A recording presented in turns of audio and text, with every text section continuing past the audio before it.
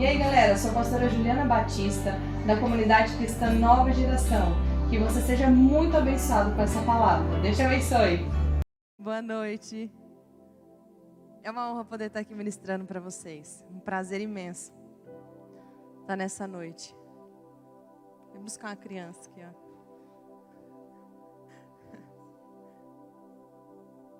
Já pega a sua Bíblia. Vamos ler um trecho. Obrigado, Mia. Lá em João.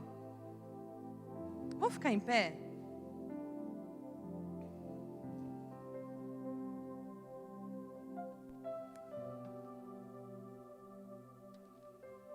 Lá em João, no capítulo 21.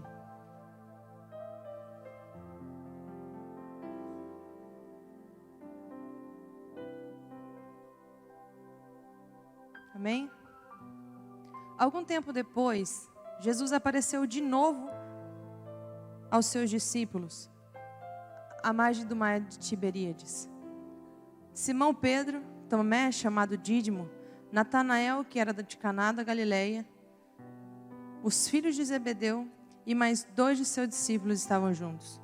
E Simão Pedro disse a eles: eu vou pescar. E eles o encorajaram e disseram assim: nós vamos contigo também.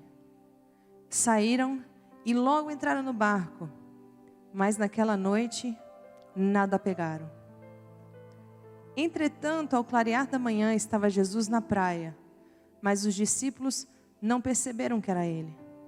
E Jesus lhes perguntou: filhos, tendes aí alguma coisa para comer? E eles lhes responderam: não. Então Jesus orientou a eles: lançai a rede do lado direito do barco e encontrareis. Assim eles o fizeram. E logo não conseguiam recolher a rede por causa da abundância de peixes. Diante disso, o discípulo a quem Jesus amava disse a Pedro: é o Senhor. Assim que Simão Pedro ouviu que era o Senhor, vestiu a sua túnica, pois havia tirado, e lançou-se ao mar. Mas os outros discípulos vieram num pequeno barco, arrastando a rede com os peixes, porque eles não estavam longe da praia, senão uns 200 côvados. Então, assim que saltaram em terra, viram ali uma fogueira, peixes sobre as brasas e um pouco de pão. E Jesus lhes pediu: trazei algum dos peixes que acabastes de pegar. Simão Pedro entrou no barco e arrastou a rede para a terra. Ela estava cheia com 153 peixes grandes. E mesmo com tantos peixes, a rede não se rompeu. Então Jesus os convidou: vinde e tomai o vosso jejum. E nenhum dos discípulos tinham coragem de perguntar a ele: quem és tu? Pois sabiam que era o Senhor. Jesus aproximou-se, pegou o pão e o deu a eles. Tomou um peixe e fez o mesmo. Essa foi a 3ª vez que Jesus apareceu aos seus discípulos, depois de haver ressuscitado dos mortos. Amém? Senhor, nós te agradecemos por tudo que o Senhor tem feito nas nossas vidas. Nós te agradecemos nessa noite, nós viemos aqui que nós precisamos da tua presença. Nós ansiamos crescer cada vez mais e buscar a tua face. Senhor, rompe os nossos corações para que nós possamos receber tudo aquilo que o Senhor quer falar com a gente. E que tudo seja para glorificar e honrar o seu santo nome. Em nome de Jesus, amém? Pode tomar o seu assento. Hoje de manhã eu tomei essa palavra, porque na realidade foi o lugar em Israel que mais me tocou. A gente passou por vários lugares.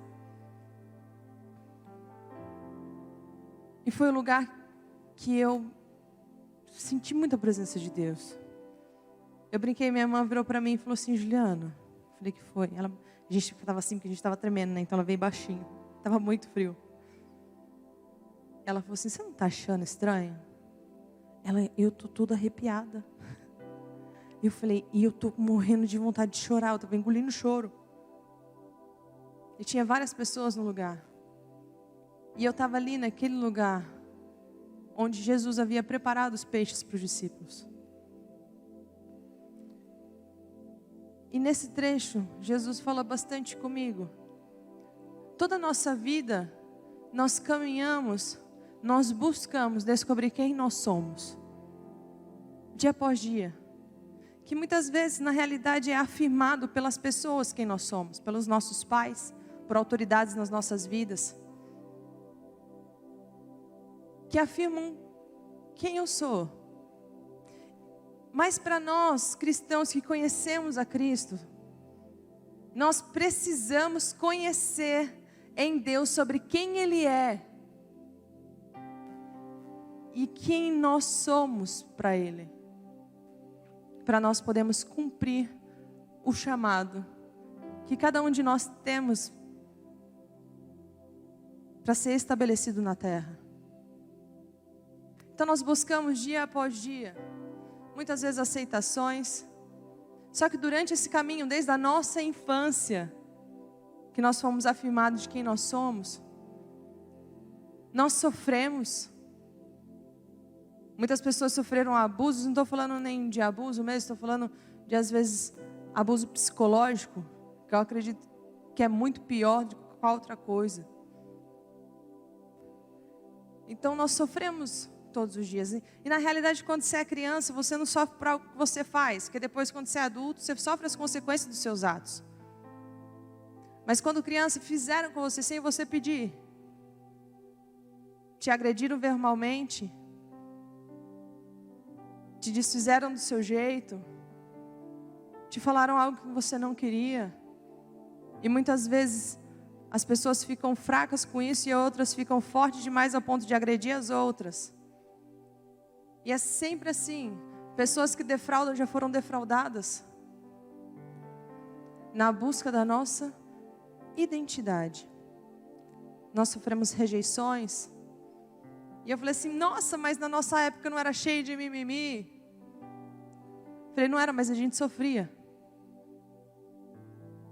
E os nossos pais se tornaram adultos que sofreram e acabaram tentando melhorar, acabaram fazendo seus filhos sofrer. E aí nós crescemos e se torna um ciclo vicioso. Ah, mas na escola não tinha nem esse nome do bullying, né? Não é verdade? Hoje tem, eu falei, graças a Deus que eles descobriram um nome para isso. E graças a Deus que as pessoas estão vindo à tona, estão despejando, estão falando. Porque você vê que antigamente era muito difícil você ver coisas que nós vemos hoje, mas isso acontecia. Só que não era tão aberto, a gente não sabia. Era um respeito muito maior, ninguém podia contar e assim vai. Por medo, né? E às vezes nos impede de fazer alguma coisa.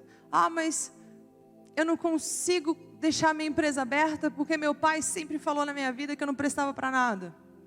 Eu não consigo parar em lugar nenhum porque minha mãe sempre botou o dedo na minha cara e falou assim que eu não conseguia terminar as coisas que eu começava. Mas eu conheço, de ouvir falar, um menino que foi rejeitado dentro da sua própria casa, esquecido pelo seu próprio pai, que se tornou um rei diante de Deus. Davi foi rejeitado, esquecido, e mesmo assim conseguiu quebrar os paradigmas dele. Por mais que ele fosse de afeição bonita, Davi era pequeno. Davi não, a armadura de Saul não coube no menino, gente. Ele foi praticamente numa batalha nu.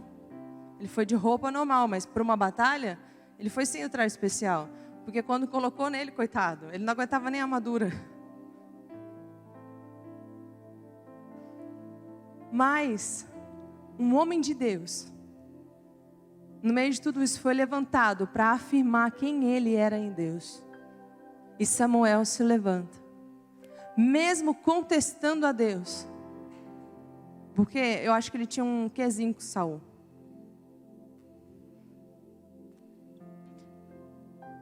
Mesmo assim, ele foi e se levanta, ele vai à casa de Jessé, e ele fala assim, mas Jessé,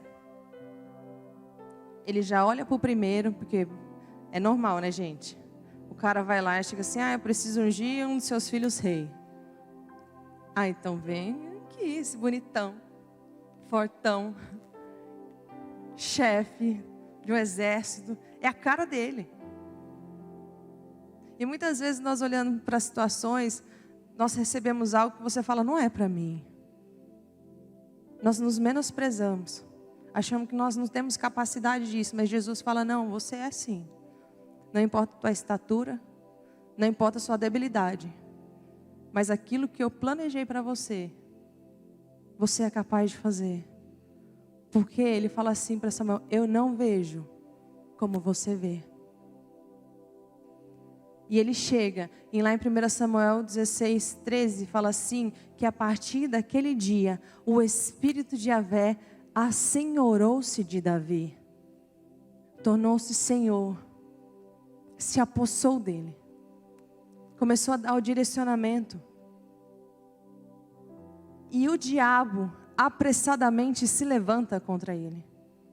Porque toda vez que nós descobrimos quem nós somos em Deus, Satanás busca deturpar dia após dia. Porque ele sabe que você é uma ameaça. Todos os dias ele te levanta alguém para lembrar das suas debilidades, para lembrar das suas fraquezas. E o pai dele falou assim, meu filho, vai lá, entrega essa marmita para os seus irmãos. No que ele vai lá e chega, ele começa a ouvir um burburinho. E ele quis saber o que estava acontecendo. E ele começou a conversar com alguns dos soldados. Logo Eliabe vê, ele chega perto de Davi, na frente de todo mundo, e fala assim, o que você está fazendo aqui? Como diz, aqui não é o seu lugar. Não era para você nem ter vindo. E ele ainda continua. E ele fala assim, e suas ovelhas? Onde estão? Para quem deixou você? Quem está cuidando de suas ovelhas? Ele menospreza Davi na frente de todos os soldados. Porque quem era pastor antigamente não era lá aquelas coisas, não tinha nenhum cargo especial. Não, era dos mais simples. Então ele se desfaz de Davi na frente de todo mundo. E Davi, todo cheio do Espírito Santo, vira para ele e fala assim, o que tenho eu com você? Sabe o que Davi faz?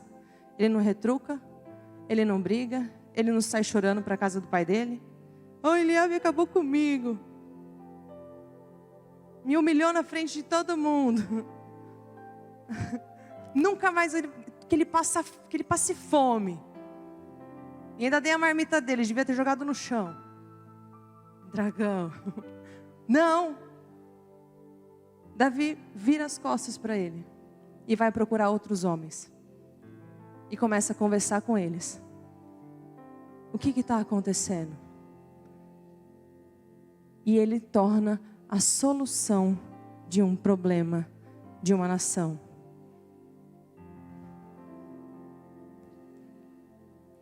Na realidade, o diabo tentou matar ele aos poucos.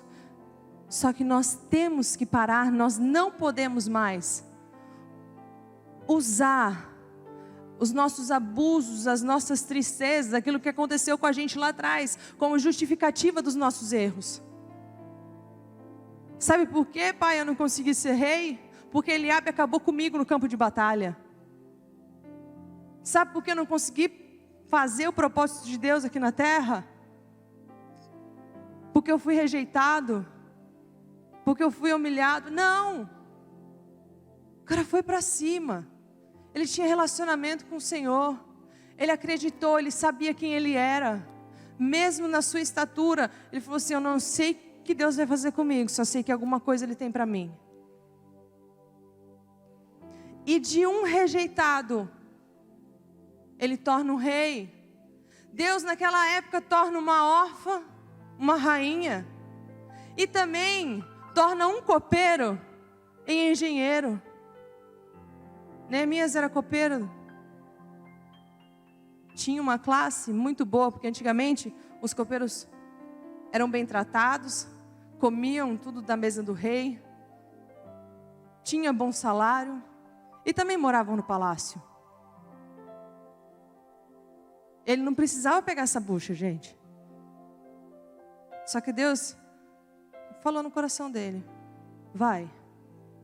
Que ele começou a carregar as pedras. E Ele transforma as nossas vidas. E não importa as nossas debilidades. E a gente pensa assim: mas Deus, por mais que eu não tenha minhas debilidades, eu não sou baixo, eu sou alto, forte, bonito, muito inteligente.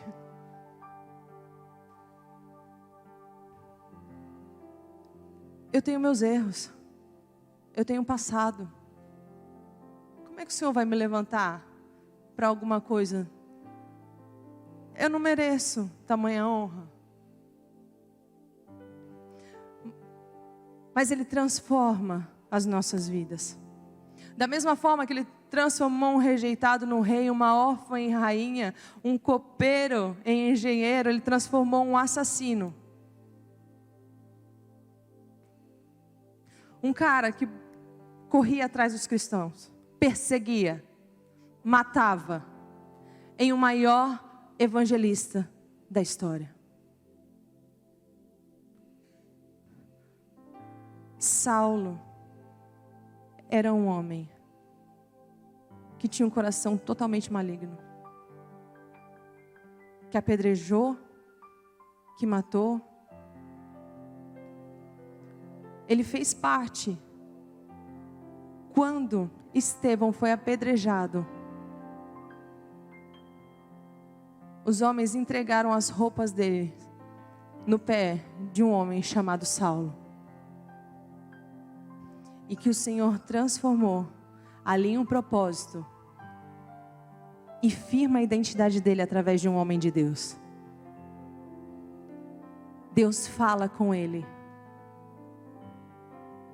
E Deus fala com Ananias: Ananias, vai lá. Eu preciso que você bota a mão na cabeça de um cara. Porque eu preciso que você firme a identidade dele. Quem ele é. Porque eu já falei para ele. O nome dele é Saulo. E Ananias fala assim: Senhor, eu sei bem quem Saulo é. O nome dele corre por toda parte. Ele nos persegue. Ele fala: não importa. Vai lá. Vai lá e faz o que eu estou mandando. Porque Ananias não acreditou que ele ia fazer isso. Como é que um cara que persegue os cristãos vai se transformar num evangelista? Mas mesmo assim ele vai lá, bota a mão na cabeça de Saulo. E naquele momento, a identidade de Saulo em Deus, ele acredita quem ele é. E ele passa um tempo com os discípulos de aprendizagem. E mesmo com o tempo de discípulos e aprendizagem, ele começa a pregar o Evangelho. E por causa dele, nós estamos aqui hoje. Você está aqui hoje. E mesmo assim, em Atos 27... depois de uma terceira tempestade, que ele estava indo se encontrar com César, ele se amedronta, porque o anjo do Senhor desce até a embarcação, vira para Paulo já ali, ele já tinha transformado o nome dele, vira para Paulo e fala assim: não temas, Paulo, não temas. Ele fala assim: lembra quem você é. Aí ele continua, fala assim: tem um propósito. Você e a sua tripulação precisam chegar até César. Vocês não vão morrer na tempestade. E Paulo automaticamente lembra quem ele é e começa a acalmar a tripulação. Ele: calma que a gente vai chegar lá. Não importa a tempestade que a gente está passando. E nós não podemos questionar as pessoas, ou às vezes os homens ou mulheres de Deus, que se perdem às vezes no meio da tribulação. Porque a gente não é fácil. São grandes coisas, sim. Mas a tormenta, há dificuldade, nada vem de graça. E ele alinha o propósito com Deus. Lá em Atos 19, alguns dos chefes, dos sacerdotes, estava começando a expulsar demônios pelo nome de Jesus e pelo nome de Paulo. E ele fala assim, um dos enfermos, endemoniados, virou para ele e falou assim: ei, Jesus eu conheço, Paulo eu sei quem é. Eu acho que o diabo falou assim: eu sei quem é esse desgramado, que mudou totalmente a cabeça dele e começou a perseguir a gente agora. Quando você sabe quem você é, você na realidade coloca um pôster lá no inferno de procurado. Cara, se você não sente nenhuma tribulação, tem alguma coisa errada. Alguma dificuldade, tem alguma coisa errada. Porque a gente olha na Bíblia as situações, as coisas, e diz: ai, é fácil. Mas nós temos que entender que tudo para isso existe um preço. Abraão foi rico pra caramba. Mas demais, gente. Eu acho que foi uma das promessas mais maravilhosas que teve. Porém, o preço dele foi caro. Ele fala: Abraão, sai da tua tenda, da tua terra, da tua parentela, e vai para um lugar que eu te mostrarei. No futuro, não é agora. Então começa a caminhar. Segue o propósito. Não somente isso, ele ainda pede o filho. Depois que ele recebe a promessa na mão, ele pede a promessa. Ele fala: devolve que é meu. Aí a gente pensa: nossa, gente, eu mesmo ia, você ia. E a gente reclama do povo que estava lá no meio do caminho do deserto, no Egito. Ai, o povo murmurava. A gente não reclama, não. Como é que eles iam ficar reclamando daquele jeito, sendo que Deus estava mandando ele para uma terra? E, gente, é uma coisa assim, ó, nítida. Nós saímos do Egito. A gente estava numa parte do Egito do Mar Vermelho. O mar era lindo. Só que assim, você via construções destruídas no Egito. Lá é um povo que tudo que ele pode te passar para trás, ele te passa. Lá não tem nem regularidade no trânsito. A regularidade é a cabuzina. Então é muito bagunçado. E é uma coisa assim, ó, totalmente, você vê um deserto. De repente você passa a fronteira e você vê um campo assim, ó, maravilhoso. Você entra numa cidade mais rica que existe, de Israel. Plantação de tâmaras. Várias plantações. É nítida a diferença de um lugar para o outro. Aí você fala assim: realmente, essa é a terra da promessa que mana leite e mel. É gritante a diferença. Você entra, parece que você cheira outro, não é verdade, dona Diva?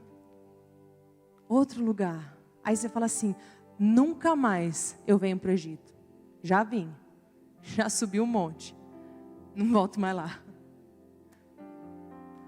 Foi, na verdade, todo mundo que viajou falou assim: nunca mais. Já vim, já fiz minha parte. Tem que conhecer, tem que saber, tem que subir no monte. Tem que saber toda a peregrinação. Mas eu já fui. Eu só quero voltar para Israel. Não é bobo não, né? E no meio disso tudo, dessas dificuldades, temos sempre alguém que lembra a gente quem Ele é, quem nós somos. E que nós possamos ser essas pessoas também. Que a nossa boca seja profética para a bênção, para a alegria, nunca para a tristeza, nunca para desfazer alguém, nunca para lembrar as pessoas dos seus defeitos, mas reerguer as pessoas, lembrar das suas... Gente, todo mundo tem algo sobrenatural que Deus colocou aí. Você tem algo maravilhoso que Deus colocou dentro de você e Ele precisa de você. Da mesma forma que até Jesus precisou todos os dias ser afirmado quem Ele era. Agora me fala uma coisa, como é que Jesus sabia que era Jesus? Você nasce sabendo quem você era em Deus?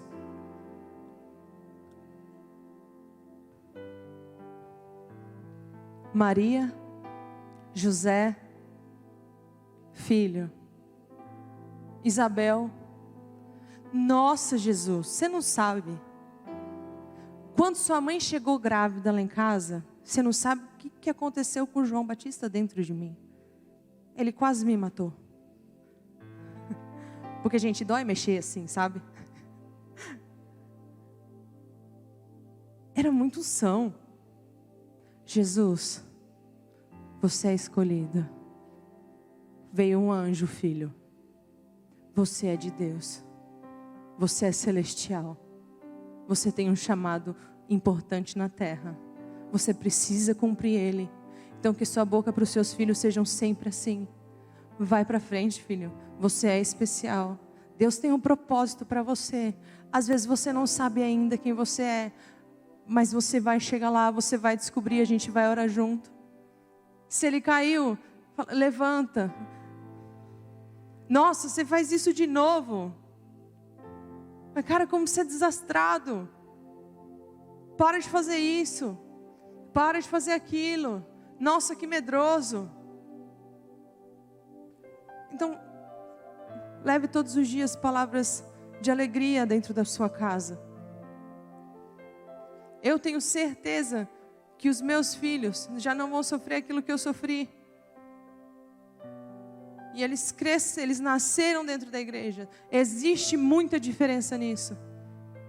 Independente, gente, na igreja existe dificuldades, existe opressão, pode acontecer várias coisas na sua vida, pode. Mas é Jesus quem chega primeiro. É Ele quem vem primeiro na vida dos seus filhos. Eles foram erguidos no altar, consagrados a Deus. E além dos pais dele, afirmando quem ele era, a importância de quem ele era, Deus, o Pai, no dia do seu batismo, o Espírito Santo de Deus desce em forma de pomba sobre a cabeça dele, rasga os céus e eis que brada uma voz: este é o meu filho amado, a quem eu tenho prazer nele. Deus afirma quem Ele é para todas as pessoas, porque existia fila naquele lugar. João Batista batizava demais. E Deus afirma a identidade de Jesus naquele momento. E logo em seguida, ele passa 40 dias no deserto, sendo tentado por Satanás. Porque Satanás viu que a partir daquele momento, em que Deus afirmou quem ele era, ali era o ministério de Jesus. E ele tenta roubar toda a sua identidade. Toda vez que nós descobrimos quem nós somos em Deus, ele tenta roubar, deturpar, trazer à tona suas debilidades, te menosprezar. E na realidade, pelas pessoas, muitas vezes quem nós amamos. Assim como foi Davi, assim como foi José. Seus próprios irmãos que tacaram ele na cova, seus próprios irmãos que venderam ele como escravo.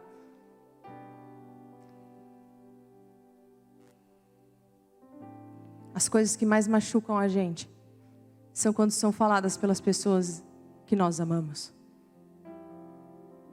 Onde nós nos entristecemos e muitas vezes nós queremos desistir. Mas Jesus precisava continuar. E realmente existe um alto preço. Realmente existe um alto preço. E a gente não pode mesmo questionar os homens de Deus, porque até Jesus, lá, na maior dificuldade de todas, ele olha para os céus e fala assim: Pai, se possível, afasta de mim. Ele falou assim: eu não estou aguentando. Muitas vezes você não está aguentando as dificuldades da sua vida, mas você tem um propósito diante de Deus. E Jesus precisava, e Deus, eu acredito que Deus falava assim para ele: filho, aguenta aí, daqui a pouco você vai estar comigo. Eu preciso que o seu sangue seja derramado. São altos preços que nós pagamos. José pagou um alto preço. Você acha que não é caro ser governador do Egito? Você não acha que não é caro? O preço que ele pagou todos os dias, de vergonha, de humilhação. Ele sai de um filho querido para isso. E na realidade, o que aconteceu aqui nesse trecho da Bíblia, quando Jesus aparece pela terceira vez, ele olha para Pedro, lá do céu, quando ele volta a pescar, e fala assim: eu preciso lembrar quem Pedro é. Eu preciso de Pedro. Jesus teve que descer na terra para afirmar quem Pedro era.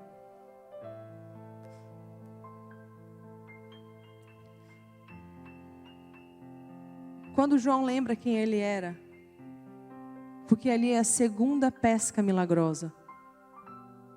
Existiu a primeira pesca. Foi quando Jesus chamou a Pedro para o seu ministério. E quando João ouve ele falando: lança a rede do outro lado, foi a mesma forma que Jesus falou naquele dia. E ele fala assim: é Jesus, Pedro. Ele viu o que a gente fez. A gente saiu do propósito dele. Ele viu que a gente voltou a pescar sem necessidade nenhuma. Ele viu Pedro. Pedro corre, coloca sua túnica. Porque muitas vezes no meio das nossas batalhas, nós achamos que bem aquela coisa: Deus vai à frente, abrindo os caminhos, quebrando as correntes, tirando os espinhos. Cara, você se sente o cara mais rau. Praticamente, às vezes nós obrigamos a Deus a fazer as coisas pela gente. Falar: Deus, você está vendo que abuso foi contra a minha vida? Moisés pagou um alto preço. No meio de uma batalha, teve que ficar com os braços estendidos. Toda vez que o braço dele começava, gente, aí é fácil, fica lá. Com os braços estendidos durante toda a batalha. Toda a batalha. De tanto que Arão e Ur tiveram que ir lá ajudar ele. Para que Deus pudesse batalhar por eles. Falou assim: eu batalho, mas vocês também precisam batalhar. Vocês têm que empunhar a sua espada. Vocês vão ter que trabalhar. A gente tem que dar muitas vezes o nosso sangue,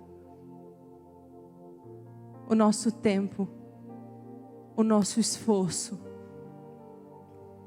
Ele trabalha assim por nós. E o pastor Renner até trouxe uma palavra naquele dia. E realmente Jesus falou muito comigo desde o começo. Mas aquele lugar em especial no Mar da Galileia. E o pastor Renner, hoje de manhã, ele deu uma continuidade. E ele falou que ele recebeu uma palavra profética naquele lugar. Eu não sabia que era lá. E foi muito especial a presença de Deus. E eu queria compartilhar com vocês, para que vocês pudessem sentir como foi o trechinho da palavra que o pastor Renner deu lá, para eu dar continuidade na ministração. Quando Jesus começa perguntando para Pedro, fala: Pedro, tu me amas? Ele vai responder assim: Jesus, tu sabes que eu te amo. Apacenta. Mas, Pedro, tu me amas? E ele vai dizer assim: Senhor, tu sabes que eu te amo. Só que Jesus pergunta uma terceira vez: Pedro, tu me amas, Pedro? E o que a palavra diz? Está lá no verso 17. Pedro entristeceu-se. Por que será? Talvez a gente não está entendendo a raiz e o fundamento de tudo isso. Quando Jesus fala para Pedro: Pedro, tu me amas? A palavra grega utilizada ali é agapau, que vem de ágape, um amor divino, intencional. Pedro, agapau, o que é que Pedro responde para ele? Fileus. Jesus, fileus. Ou seja, eu gosto de você. Pedro, agapau, tu me amas, Pedro? Jesus, fileus. Fileus, eu gosto de você. Aí Jesus fala assim para Pedro: Pedro, fileus. Pedro entristeceu.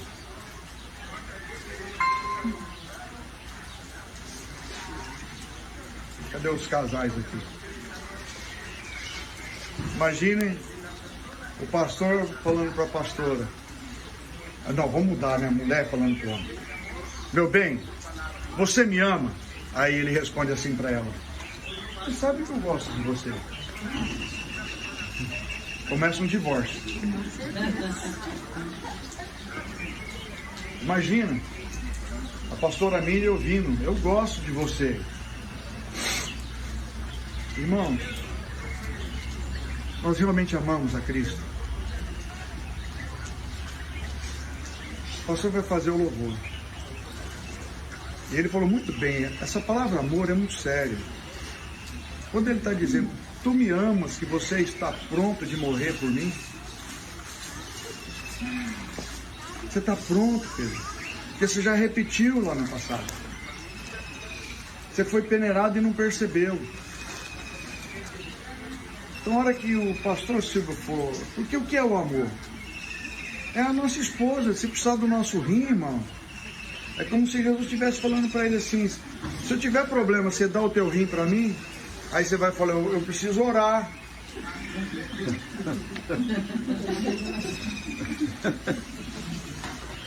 Irmão, nós estamos com uma dificuldade. Olha, veja bem, eu preciso ser sincero com vocês. Será que essa menina aqui, chegar em mim, o médico chegou e falou assim: olha, o teu rim é compatível com o dela. Abre aqui. Só que tua esposa, o médico vier, é só você que tem um rim por ela, talvez você vai falar: talvez eu preciso orar. E nós estamos com a dificuldade do noivo e da noiva. Porque a gente ama os nossos filhos. E morremos pelos nossos netos. Mas talvez, infelizmente, porque Filéu entrou nas nossas vidas, é que os altares estão divididos e os casamentos estão sendo destruídos desde o altar da igreja. Nunca se viu tanto divórcio na igreja como nós temos visto nesses dias. Porque a circunstância, e nós não podemos julgar Pedro, porque nós não podemos julgar um homem no momento de crise dele. Porque todos nós, infelizmente, podemos nos corromper em situações adversas, principalmente de opressão. Um dia eu trouxe uma palavra para a igreja, eu falei, Deus não é brasileiro. Eu falei, Deus é brasileiro. Não, Deus não é brasileiro. Ou Deus nos achou com cara de almofada, irmãos. O bichinho de pelúcia. Porque olha, uma vez eu chorei, irmão. Eu recebi a missão Portas Abertas na igreja. E a pastora deu um testemunho, que ela estava com a pastora iraniana. E começou a pastora iraniana a mandar as fotos daquilo que ela estava vivendo no Brasil. E a criança perguntou assim para ela, Deus não nos ama? Jesus não nos ama? Lógico que ama. Não ama não. Olha como que é a vida do brasileiro. Porque lá, para eles entrar e adorar a Deus, tem que ser num buraco, numa caverna. E se alguém for pego com uma Bíblia, é perigoso alguém lá dar uma marretada no joelho dele. Irmãos, eles agapau e nós Filéu. O pastor Chico falou muito bem. Eles agapau, eles estão morrendo. Nós não. Nós, se a coisa apertar, a gente entrega o ministério. Se a coisa apertar, os irmãos não vão na igreja. Se a coisa apertar, eu paro de ofertar. Se a coisa arrochar, eu arranco, meu bolso desconverte. Eles não. Eles estão dando a vida. Eles, se for preciso, Pedro tem uma revelação e é como se pendurasse e falou assim, agora pode me pendurar de cabeça para baixo. Mas Pedro precisou passar por várias experiências. Porque a primeira experiência de restaurado foi comparar com João. E nós estamos tão cheios da nossa humanidade que a única coisa que a gente está sabendo fazer quando a igreja está indo bem é comparar com o outro. E quando a gente olha para uma igreja maior, fala, por que o minha não está desse jeito? Esse lugar mexe muito comigo. Eu recebi uma palavra profética aqui, ali naquelas pedras, de um pastor da Hillsong. Isso nunca. E aí, a hora que eu estava subindo a escada, aí Jesus falou assim para mim, você entendeu agora? Que você não me amava o quanto você achava que me ama? Você vai subir aqui. Mas se prepara para morrer por mim. Para mim, Deus fez um conserto aqui no meu ministério. Porque muitas vezes a gente está achando que a gente aguenta, que a gente suporta. E naquela época eu estava passando uma crise. Que honestamente eu estava falando assim, eu estava questionando o meu chamado. Será que eu sou digno? Será que eu vou conseguir? Aí Deus usa um cara que nunca vi na vida ainda para falar inglês comigo. Não entendia nada.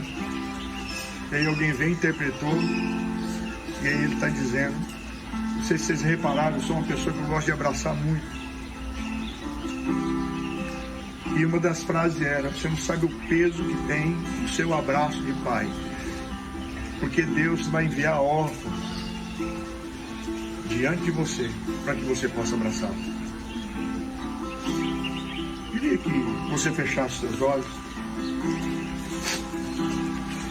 Quero te fazer uma pergunta.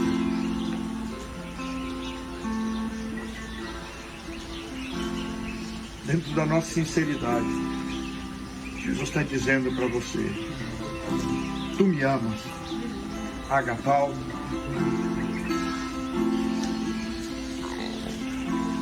Se a tua resposta não for agapau, irmão, pensa bem. O que é mais importante para você? A tua casa? O que é mais importante para você? É o casamento? São teus filhos? Porque aquilo que você está amando, Jesus pode pedir no altar. Aquilo que pede de você amar e faz você gostar de Jesus, pode ser o Isaac que Deus vai te pedir. E eu acho que Deus quer restaurar alinhar alguns ministérios aqui.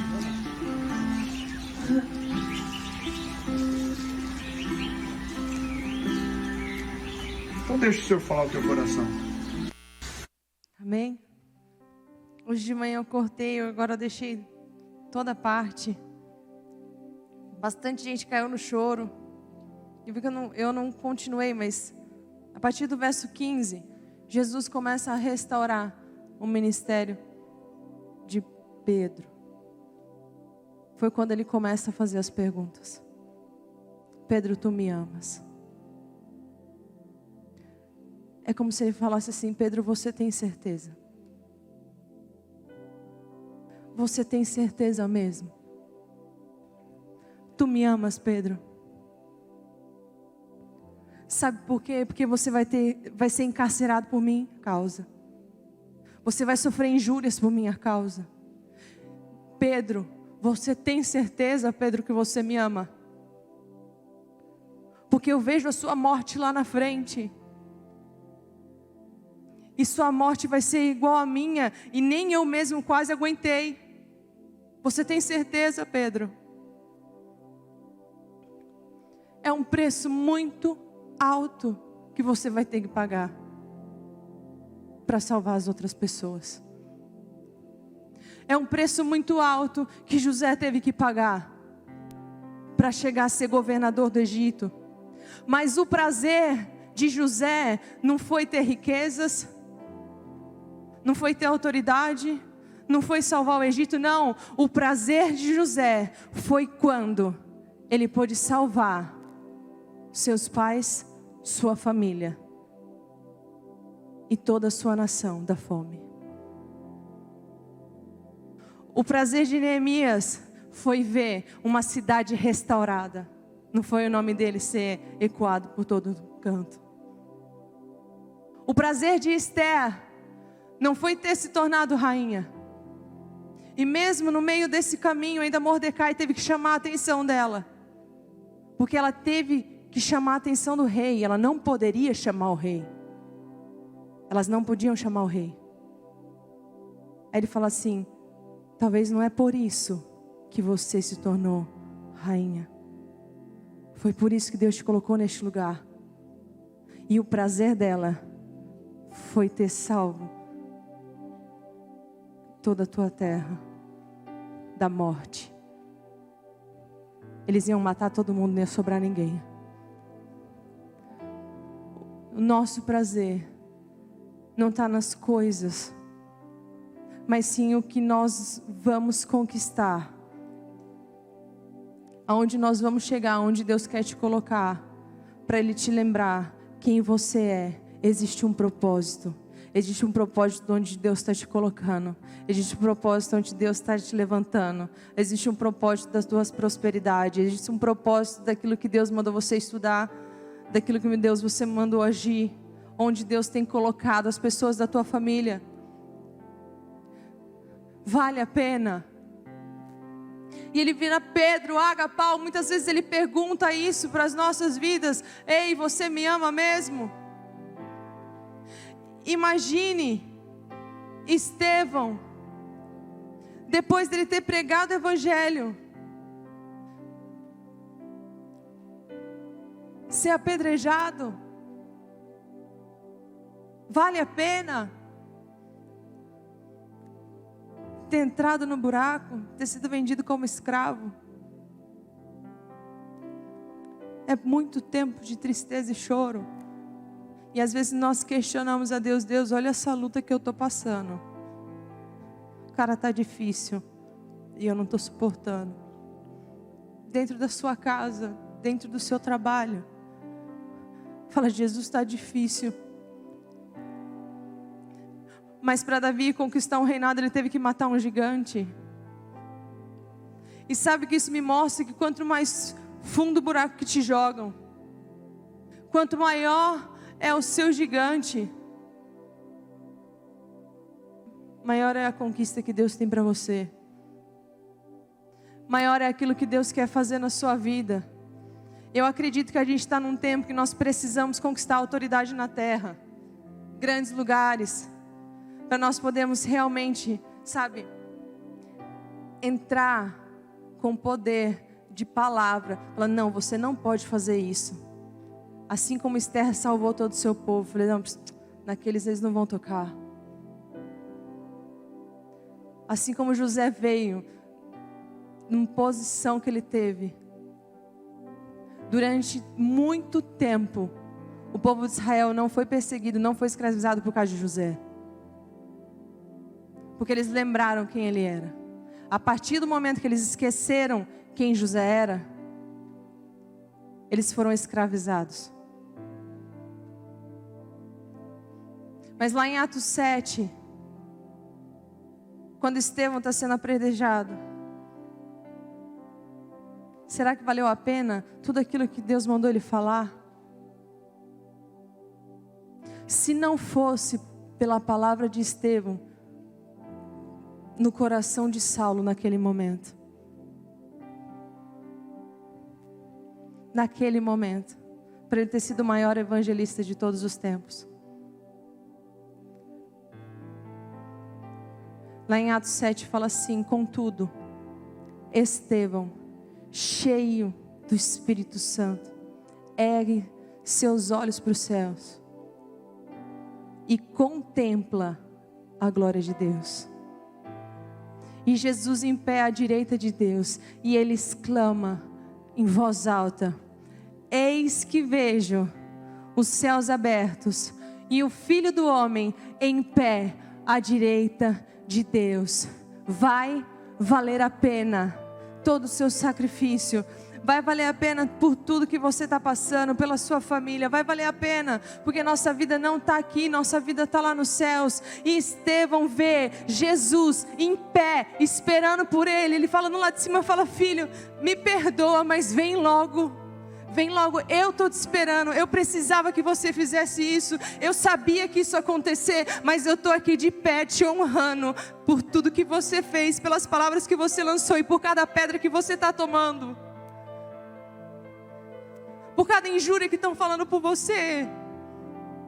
E se coloque em pé no seu lugar. Eu venho aqui nessa noite te afirmar realmente quem você é em Deus. O ministério grande que você tem. Eu não sei aonde que Jesus quer te levar, o que Ele quer fazer com você, mas eu sei que existe propósito. Mas eu sei que existe grandes coisas que Ele quer fazer. No meio de tudo isso, nós podemos receber grandes coisas sim. Chegar a grandes lugares, ser grandes autoridades, com um propósito. E Ele fala, filho, aguenta, que esse tempo vai chegar. Filho, aguenta, isso só faz parte do processo. Não importa, até as injúrias que você sofreu, para tornar quem você é hoje. A sua identidade está firmada em Deus. Em sobre nós descobrimos cada dia mais quem Jesus é, o que Ele quer de nós e quem nós somos nele. Naquele momento que nós vamos descobrir que antes de nós nos formarmos no ventre da nossa mãe, nós somos gerados nele. E ali Ele declarou sobre as nossas vidas quem nós seríamos. Quem você é nele. Feche os seus olhos no seu lugar. Jesus. Comece a falar com Ele. Comece a clamar por Ele.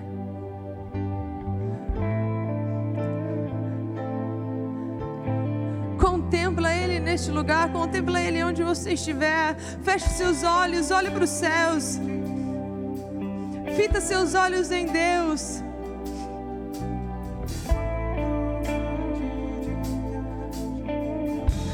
Nós estamos aqui na Tua presença, Jesus. Que o Espírito Santo possa transformar toda tristeza, toda mágoa, tudo aquilo que já foram falado para você, tudo aquilo que te fizeram desistir dos planos de Deus para a sua vida. Começa a trazer de volta os sonhos que você enterrou, os planos que você deixou para trás porque aconteceu alguma outra coisa. Começa a trazer de volta tudo aquilo que você planejou como profético para a tua casa, para os seus filhos. Quando você olha e fala assim, não dá mais jeito, Jesus vem e fala assim, esse é o tempo de você se levantar, essa é a hora de você clamar pela minha presença, porque eu preciso de você. Ele precisa de você. Ele precisa da sua família. Ele precisa da sua boca profética onde Ele tem te colocado. E de lembrar as pessoas quem elas são. Você precisa começar a se ver como Jesus te vê. Você precisa começar a te enxergar no espelho e falar, Jesus, olha para mim. Me mostra quem eu sou. Você precisa começar a enxergar o seu marido do jeito que Jesus vê ele.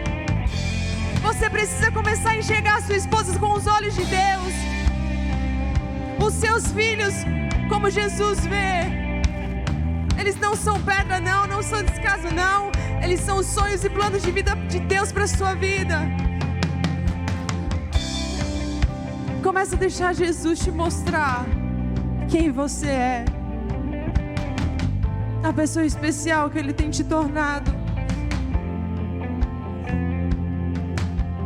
Quando o grande dia chegar.